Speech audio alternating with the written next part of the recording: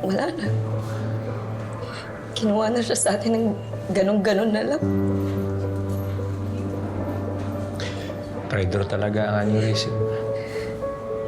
Walang pinipiling lugar, walang kahit kailan.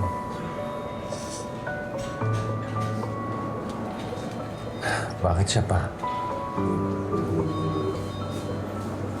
None of us expected this, Doc. Kailangan na lang talaga nating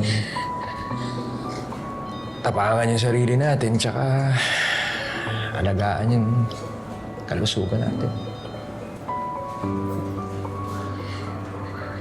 Dahil kung gustong gawin ni Doc Vincent, siya magtayo ng clinic na sa kanila at magbigay ng libreng serbisyo. Bakit gano'n? Hindi ko po maintindihan.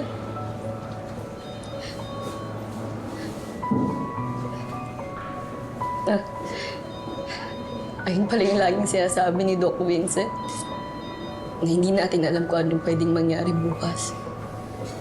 Kaya, habang may oras, gawin natin ang lahat.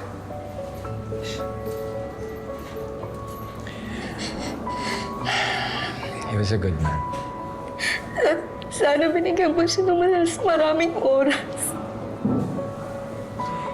He lived a good life till the end.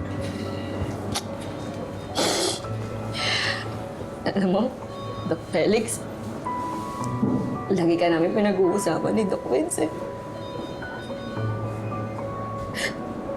Ang tanging hiling na lang gumaling po kayo. Kaya, laban lang po kayo, ah. Huwag po kayo papatalo sa sakit niyo. Kasi, kayo po ang happy pill namin lahat.